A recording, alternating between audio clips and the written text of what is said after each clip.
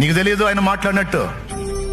నీ కోసం, నీ పక్షంగా ఆయన మాట్లాడాల్సిన వాళ్ళతో మాట్లాడతాడు. ఆయన చేయాల్సిన విధంగా కార్యాలు చేస్తాడు. ఆయన ఏం కంగారు పడాల్సిన అవసరంలా, నువ్వేం గందరగోళం అవ్వాల్సిన అవసరంలా.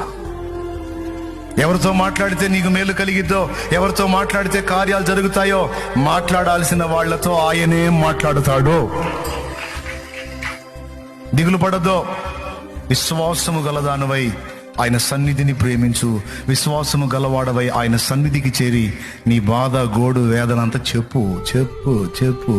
మనుషులకు చెబితే ఓసారి వింటారు, రెండోసారి చెబితే ఈ మనిషి కనబడితే మైండ్ తింటున్నాడు రా అనుకుంటారు.